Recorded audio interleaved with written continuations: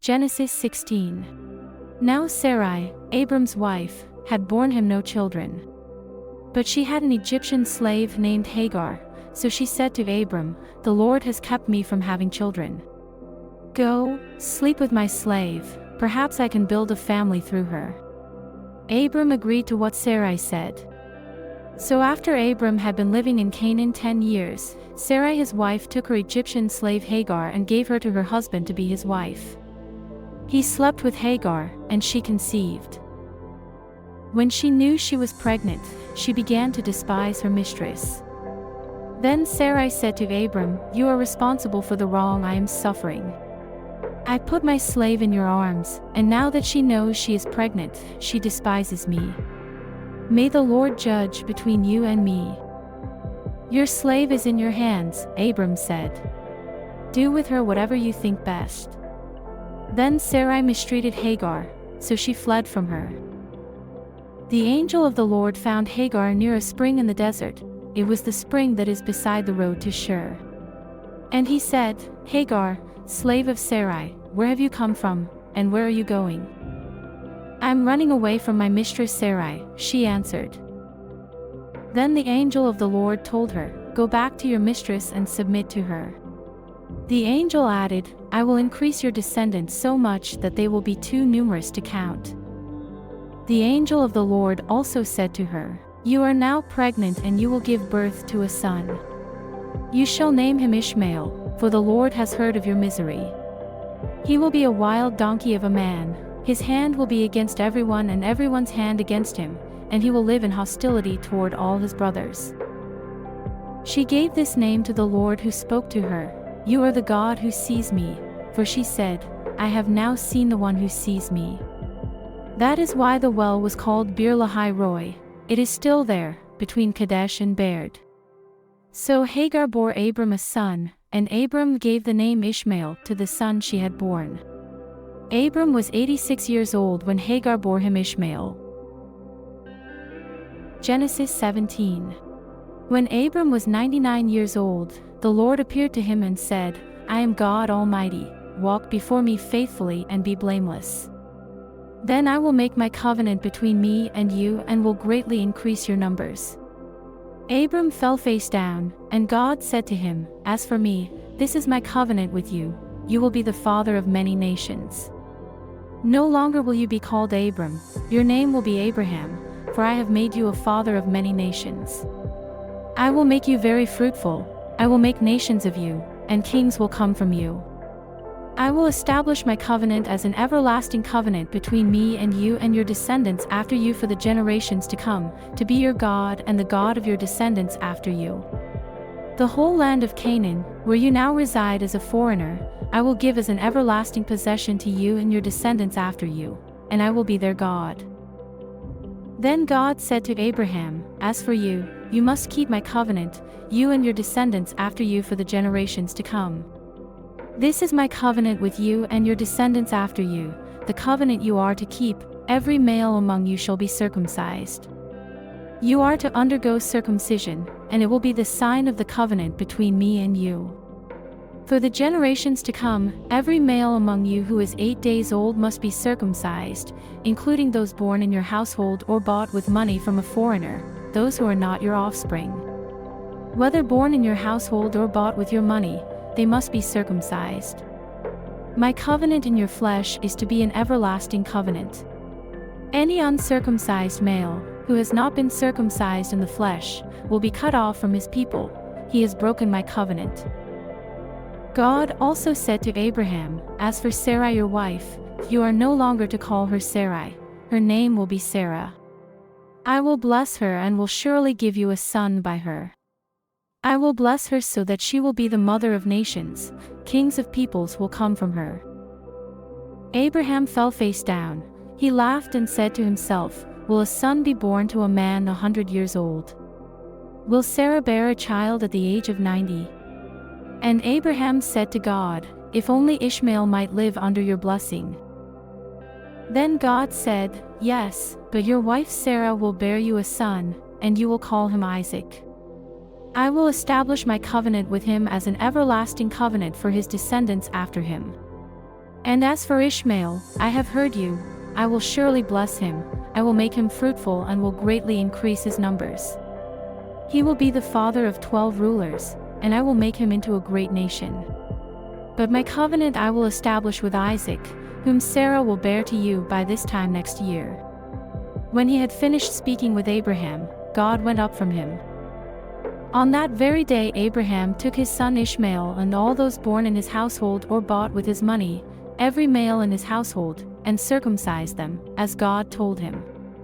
Abraham was 99 years old when he was circumcised, and his son Ishmael was 13. Abraham and his son Ishmael were both circumcised on that very day. And every male in Abraham's household, including those born in his household or bought from a foreigner, was circumcised with him. Genesis 18.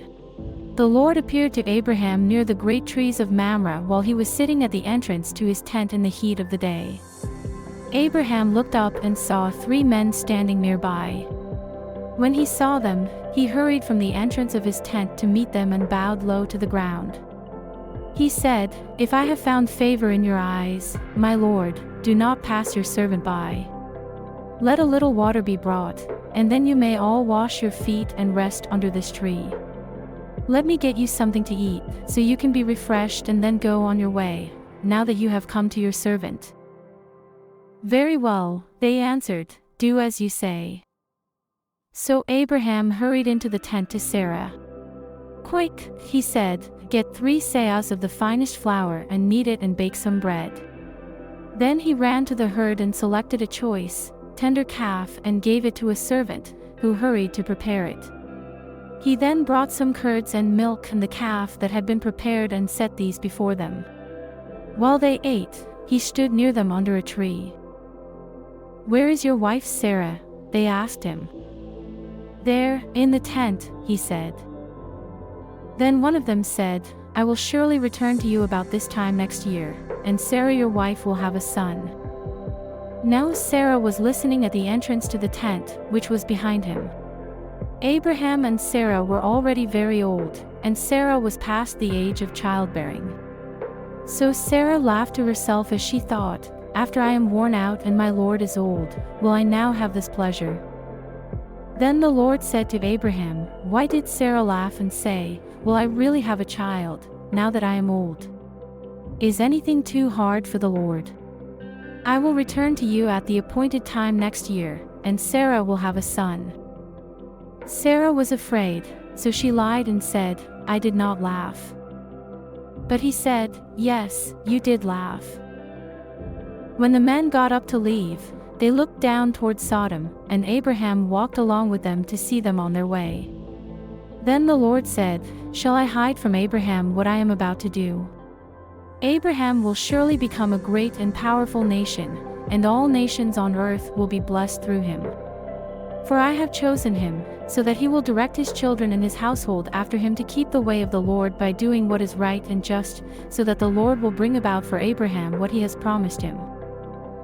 Then the Lord said, "The outcry against Sodom and Gomorrah is so great and their sin so grievous that I will go down and see if what they have done is as bad as the outcry that has reached me. If not, I will know." The men turned away and went toward Sodom, but Abraham remained standing before the Lord. Then Abraham approached him and said, "Will you sweep away the righteous with the wicked? What if there are 50 righteous people in the city? Will you really sweep it away and not spare the place for the sake of the 50 righteous people in it? Far be it from you to do such a thing, to kill the righteous with the wicked, treating the righteous and the wicked alike. Far be it from you. Will not the judge of all the earth do right?" The Lord said, "If I find 50 righteous people in the city of Sodom, I will spare the whole place for their sake." Then Abraham spoke up again, "Now that I have been so bold as to speak to the Lord, though I am nothing but dust and ashes, what if the number of the righteous is 5 less than 50? Will you destroy the whole city for lack of 5 people? If I find 45 there," he said, "I will not destroy it." Once again he spoke to him, "What if only 40 are found there?" He said, "For the sake of 40, I will not do it." Then he said, "May the Lord not be angry, but let me speak. What if only 30 can be found there?" He answered, "I will not do it if I find 30 there." Abraham said, "Now that I have been so bold as to speak to the Lord, what if only 20 can be found there?" He said, "For the sake of 20, I will not destroy it." Then he said, "May the Lord not be angry, but let me speak just once more. What if only 10 can be found there?" He answered, "For the sake of 10, I will not destroy it." When the Lord had finished speaking with Abraham, he left, and Abraham returned home. Genesis 19. 2 angels arrived at Sodom in the evening, and Lot was sitting at the city gate. When he saw them, he got up to meet them and bowed down with his face to the ground. He said, "My lords, please come to your servant's house. You can wash your feet and spend the night, and then go on your way early in the morning." "No," they replied, "we will spend the night in the square." But Lot insisted strongly, so they went with him and entered his house. He prepared a meal for them, baking bread without yeast, and they ate. Before they went to bed, all the men from every part of the city of Sodom, both young and old, surrounded the house. They called out to Lot, "Where are the men who came to you tonight? Bring them out to us so we can have sex with them." Lot went outside to meet them and shut the door behind him. "No, my friends. Don't do this wicked thing. Look, I have 2 daughters who have never slept with a man. Let me bring them out to you, and you can do what you like with them. But don't do anything to these men, for they have come under the protection of my roof." "Get out of our way," they replied. "This fellow came here as a foreigner, and now he wants to play the judge. We'll treat you worse than them." They kept pressuring Lot and moved forward to break down the door. But the angels inside reached out and pulled Lot back into the house and shut the door. Then they struck the men outside, young and old, with blindness so that they could not find the door. The angel said to Lot, "Do you have anyone else here, sons-in-law, sons, daughters, or anyone else in the city who belongs to you? Get them out of here, because we are going to destroy this place. The outcry to the Lord against its people is so great that he has sent us to destroy it." So Lot went out and spoke to his sons-in-law, who were pledged to marry his daughters. He said, "Hurry and get out of this place, because the Lord is about to destroy the city."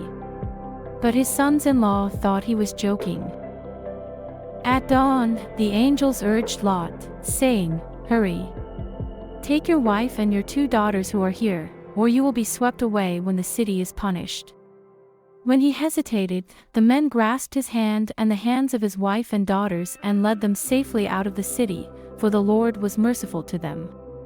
As soon as they had brought them out, one of them said, "Flee for your lives. Don't look back, and don't stop anywhere in the plain. Flee to the mountains, or you will be swept away." But Lot said to them, "No, my lords, please. Your servant has found favor in your eyes, and you have shown great kindness to me in sparing my life. But I can't flee to the mountains. This disaster will overtake me, and I'll die. Look, here is a town near enough to run to, and it is small. Let me flee to it. It is very small, isn't it? Then my life will be spared." The angel said, "Very well, I will grant this request too. I will not overthrow the town you speak of. But flee there quickly, because I cannot do anything until you reach it." That is why the town was called Zoar. By the time Lot reached Zoar, the sun had risen over the land. Then the Lord rained down burning sulfur on Sodom and Gomorrah, from the Lord out of the heavens. Thus, he overthrew those cities and the entire plain, destroying all those living in the cities and also the vegetation in the land. But Lot's wife looked back, and she became a pillar of salt. Early the next morning, Abraham got up and returned to the place where he had stood before the Lord. He looked down toward Sodom and Gomorrah, toward all the land of the plain, and he saw dense smoke rising from the land, like smoke from a furnace. So when God destroyed the cities of the plain, he remembered Abraham and brought Lot out of the catastrophe that overthrew the cities where Lot had lived. Lot and his 2 daughters left Zoar and settled in the mountains, for he was afraid to stay in Zoar. He and his daughters lived in a cave. One day, the older daughter said to the younger, "Our father is old, and there is no man around here to give us children, as is the custom all over the earth. Let's get our father to drink wine and then sleep with him to preserve our family line through our father." That night, they got their father to drink wine, and the older daughter went in and slept with him. He was not aware of it when she lay down or when she got up. The next day, the older daughter said to the younger, "Last night I slept with my father. Let's get him to drink wine again tonight, and you go in and sleep with him so we can preserve our family line through our father." So they got their father to drink wine that night also, and the younger daughter went in and slept with him. Again, he was not aware of it when she lay down or when she got up. So both of Lot's daughters became pregnant by their father. The older daughter had a son, and she named him Moab. He is the father of the Moabites of today. The younger daughter also had a son, and she named him Ben-Ami. He is the father of the Ammonites of today.